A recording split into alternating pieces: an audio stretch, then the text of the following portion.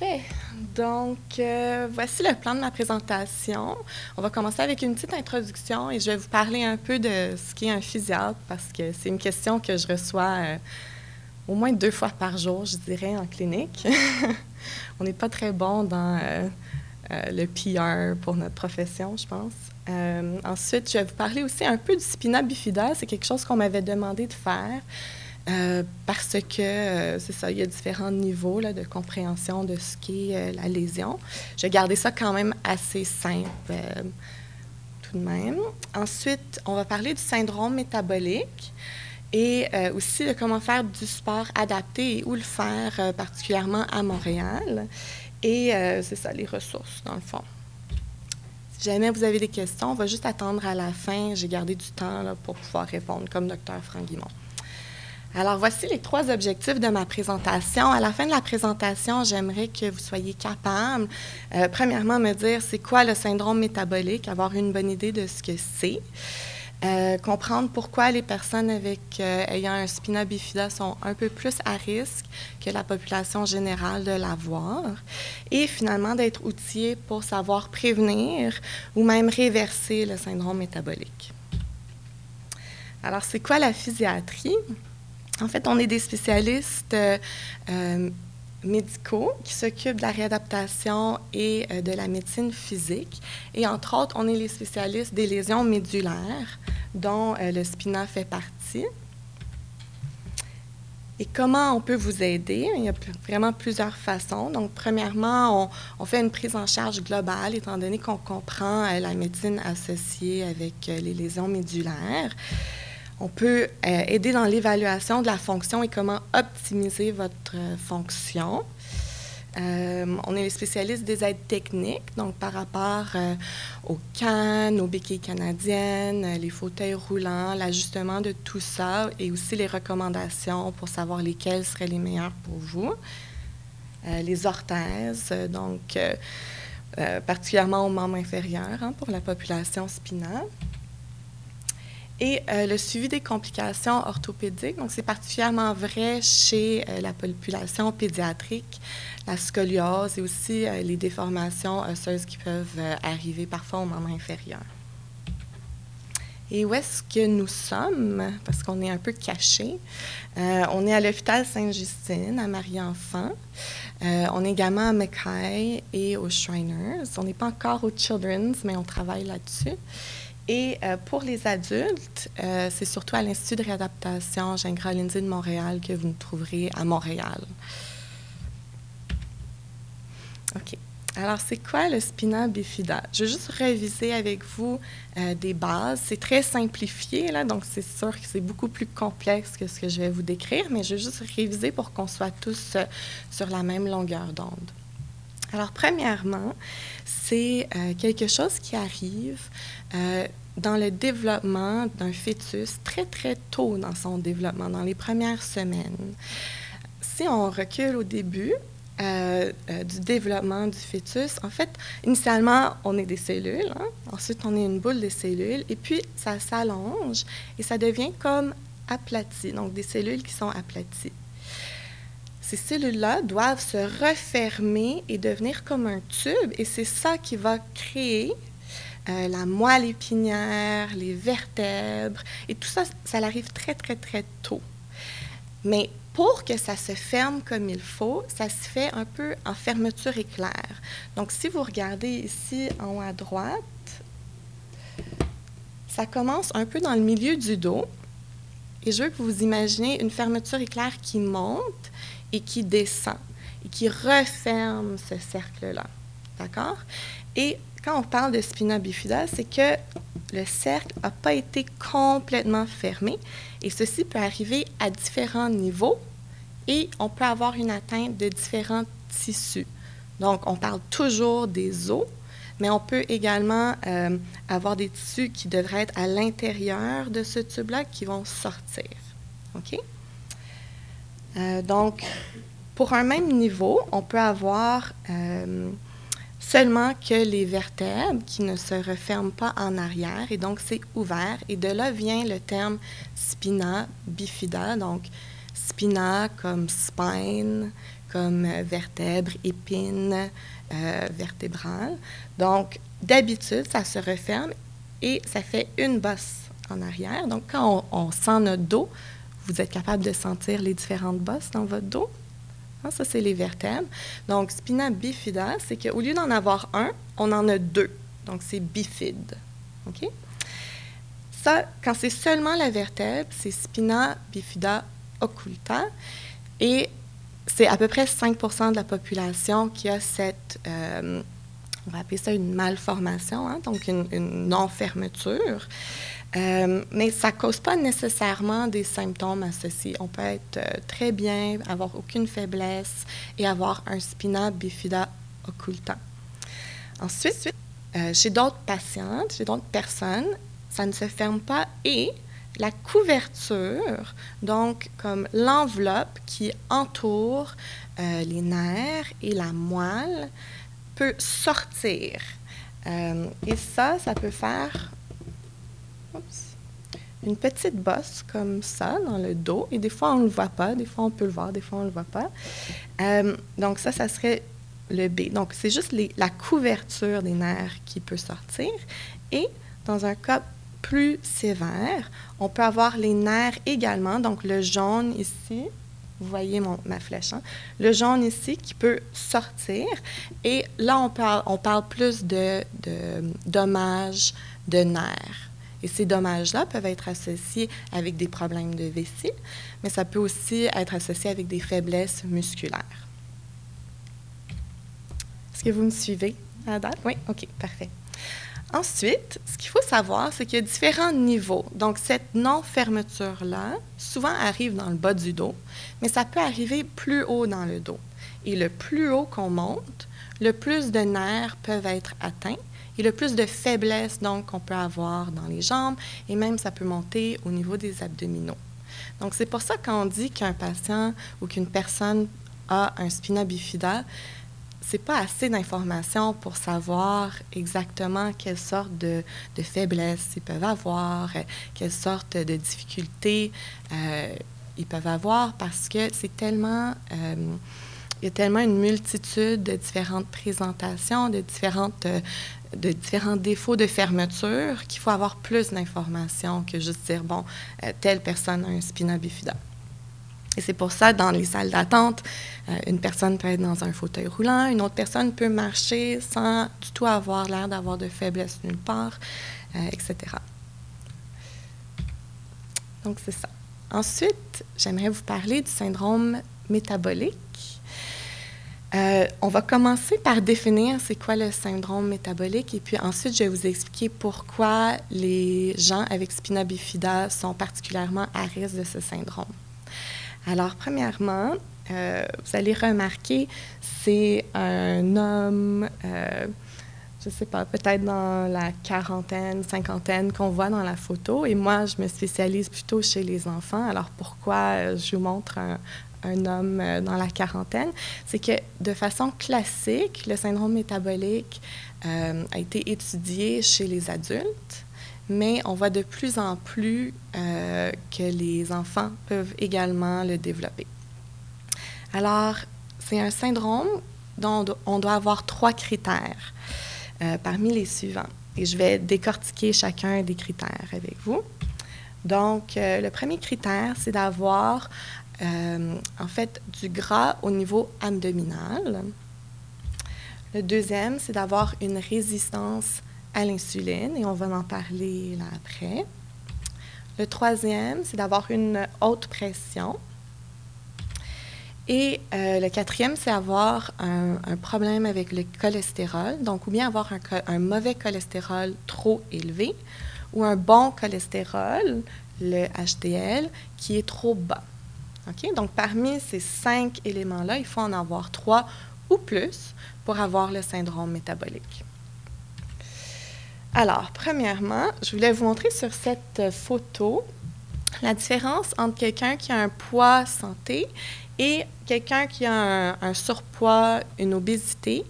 Et je vais attirer votre attention sur, en fait, surtout l'abdomen. Donc, ce qui est en jaune, c'est le gras. Et c'est vrai que les gens, souvent, n'aiment pas le gras, par exemple, au niveau de leurs bras ou leurs jambes, au niveau esthétique, mais ce qui est vraiment important pour la santé, c'est le gras au niveau près des organes, et c'est ça qui va causer des problèmes de santé associés avec l'obésité. L'obésité est de plus en plus un problème partout à travers le monde. On en entend énormément parler aux États-Unis en particulier, mais même au Québec, on n'est pas du tout à l'abri de ça. C'est quelque chose, je crois, environnemental. On fait de moins en moins d'exercices, on a de plus en plus accès à la malbouffe.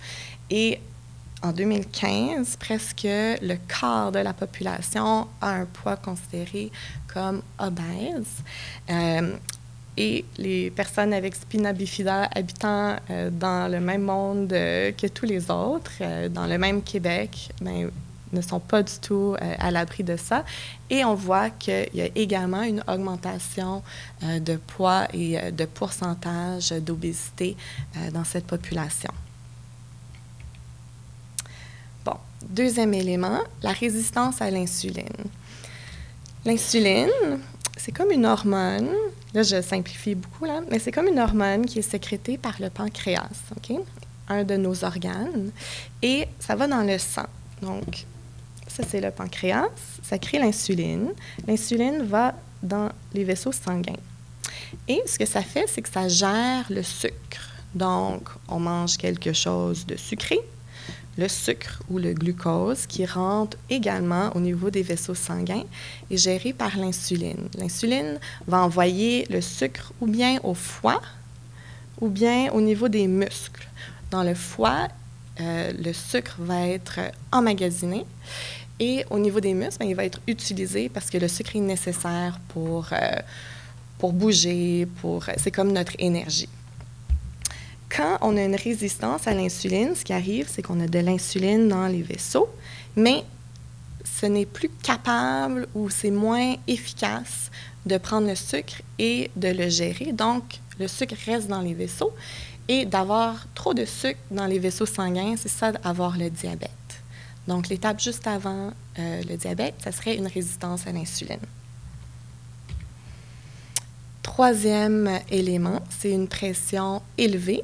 Là, je vous montre juste les niveaux de pression qui sont considérés comme élevés. Donc, à partir de 130 sur 80 ou plus, on considère que quelqu'un a une hypertension artérielle. Et finalement, le cholestérol. Donc aussi, juste pour simplifier, quand on mange, quand on a du cholestérol, des triglycérides qui sont trop élevés, ça peut aller sur les parois des vaisseaux et créer des plaques, ce qui n'est pas bon pour les artères.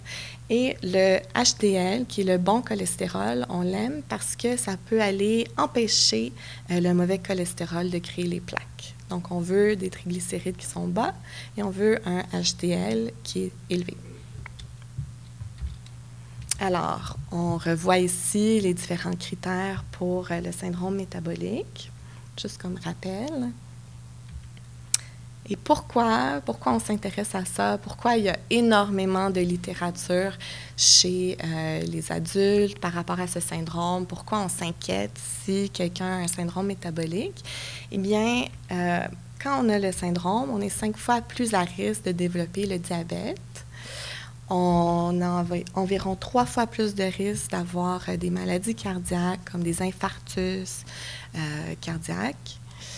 On est plus à risque d'avoir des AVC et il y a aussi beaucoup d'autres complications médicales qui peuvent survenir, telles que l'apnée du sommeil et la stéatose hépatique. Ça, c'est d'avoir du gras sur le foie. Et l'intérêt du syndrome métabolique, c'est qu'on sait que l'obésité, par exemple, peut augmenter le risque d'avoir un AVC, mais quand on met tous les éléments ensemble, c'est comme symbiotique, mais de la mauvaise façon. Qu'au lieu que 1 plus 1 égale 2, c'est comme 1 plus 1 égale 5. Donc, tous ensemble, ça crée beaucoup, beaucoup plus de risques au niveau de la santé. Et pourquoi on s'intéresse du syndrome métabolique maintenant pour les patients avec SPINA. C'est comme ce que le docteur Franck Guimond disait, avec des bons soins en urologie.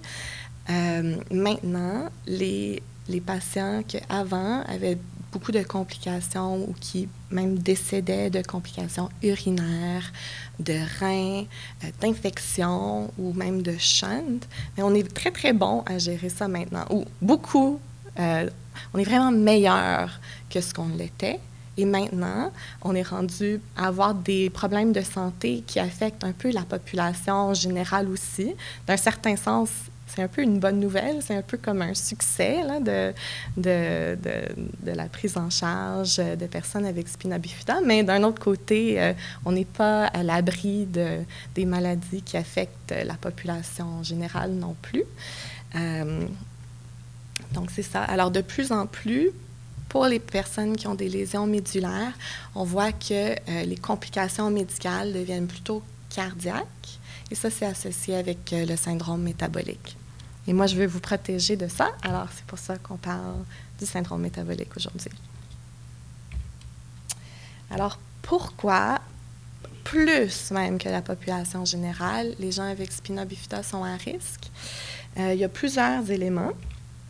Donc, premièrement, puis ça, je vais tout également là, vous l'expliquer en détail, mais premièrement, il y a moins de masse maigre, moins de pourcentage de masse maigre. Je vais vous l'expliquer après, là, ça va être plus facile. Il y a moins de dépenses énergétiques, même quand on est au repos, chez les personnes qui ont le spina bifida. Il y a également moins de mobilité et moins d'activité physique en général. C'est sûr qu'on peut prendre des personnes qui sont supposément en pleine santé et qui font zéro exercice et qui ne bougent jamais et qui sont seulement couchés sur leur divan à écouter de la télé et manger des chips. Mais en général, quand on regarde la population au total, les gens qui ont un spina bifida ont moins, ou en fait des lésions médulaires plutôt, là, ont moins d'activité physique que la moyenne. Alors, c'est quoi la masse maigre? En fait, on a le calcul ou le pourcentage de masse maigre en calculant la masse totale et en soustrayant le pourcentage en fait, le gras. Donc, le poids du gras soustrait du poids total, ça nous donne la masse maigre. Et qu'est-ce que c'est le plus? Qu'est-ce qui est le plus représenté par la masse maigre? C'est les muscles. Et étant donné chez les gens avec un spina bifida, on peut avoir des faiblesses dans les muscles. Quand les muscles sont faibles, ils sont plus petits. Et quand quelque chose est plus petit, bien, ça pèse moins lourd. Alors, quand on compare, donc il y a une belle étude qui a été faite pour comparer chez les adolescents la masse, en fait, ils ont regardé plein de facteurs, mais entre autres la masse maigre. Ils ont trouvé chez les adolescents, en général, je veux dire, neurotypiques, le pourcentage de masse maigre de leur corps était de 75 %. Et quand on comparait avec des personnes avec un spina bifida, eux avaient 55 %. Et ça, c'est un peu associé avec ce que je vais vous parler après de l'énergie dépensée au repos, parce que le muscle au repos dépense beaucoup plus d'énergie que le gras au repos. Et donc, si on a moins de masse maigre, même quand on ne fait rien, quand on est juste relax à être assis, on dépense beaucoup moins d'énergie que quelqu'un qui est énormément musclé. Alors, la dépense énergétique au repos, comment ils font pour le calculer? En fait, on s'étend dans un lit, dans une pièce de température ambiante d'environ 22 degrés, quelque chose de très confortable. Et on demande aux gens juste de respirer très doucement, lentement, pendant environ 10 minutes, et ils calculent l'énergie dépensée. Donc, encore la même étude, ils ont comparé les adolescents, garçons et filles, à des adolescents avec spina bifida, garçons et filles.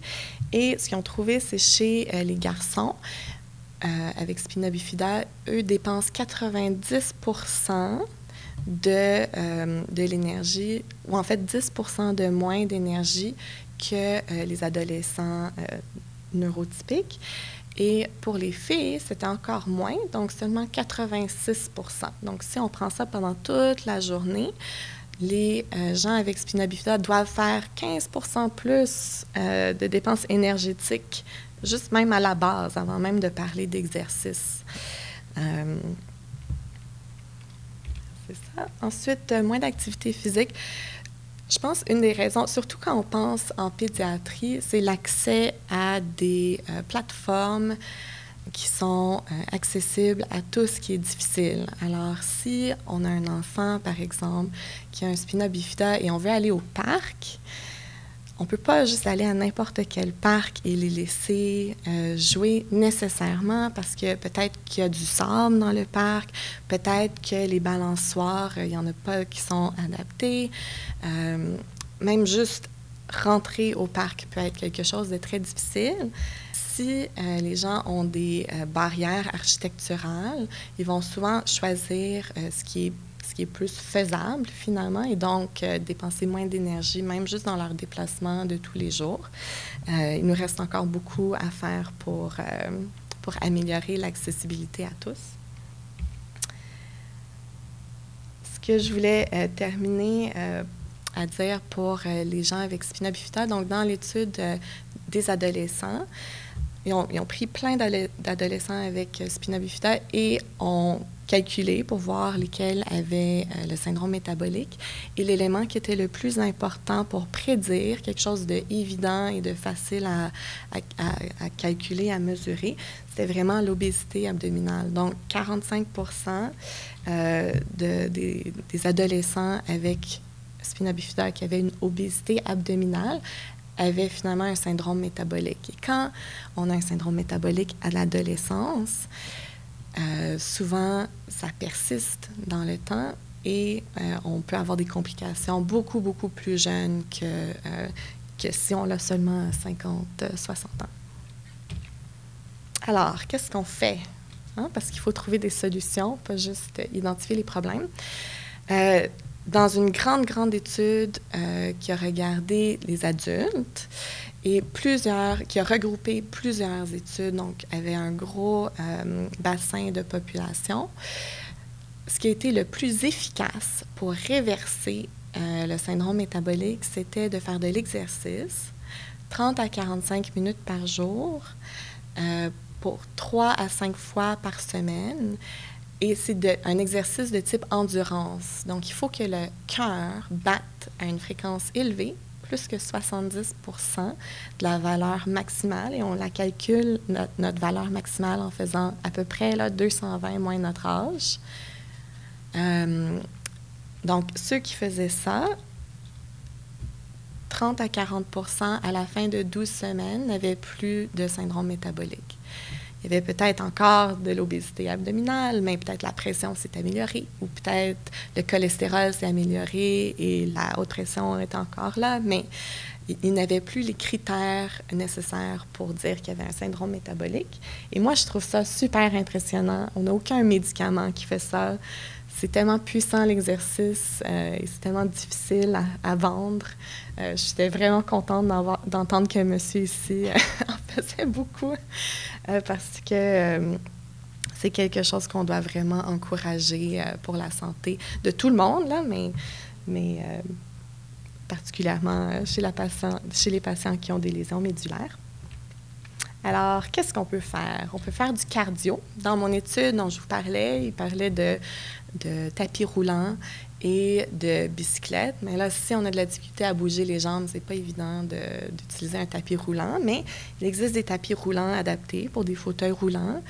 Et même, j'arrivais pas à trouver la photo, là, mais il y en a qui sont très, très, très pas chers et qu'on peut faire maison pour environ une trentaine ou cinquantaine de dollars avec des éléments qu'on va acheter à la quincaillerie. On peut aussi utiliser un ergocycle, donc utiliser les bras. On peut même faire de la natation avec un équipement adapté. Donc, vraiment, il y a plusieurs solutions. Sinon, on peut faire des sports d'équipe, donc le volleyball, l'escrime, le tennis, le hockey-luge. Il y a vraiment beaucoup, beaucoup de sports qui sont adaptés et qu'on peut faire même si on a des faiblesses dans les jambes. Alors là, je me suis demandé où est-ce qu'on peut faire ça à Montréal, parce que c'est vrai qu'il y a quand même un équipement spécialisé pour plusieurs de ces activités-là. Et j'ai demandé à notre coordonnatrice de la clinique amputée lésions musculo-squelettiques ici, qui voit beaucoup d'enfants avec des lésions médulaires et le spina. Et elle m'a recommandé, je vais vous montrer 3 sites web où vous pouvez aller trouver de l'information. Donc, Parasport Québec, c'est un endroit où des amateurs peuvent aller avoir une exposition à plusieurs différents sports.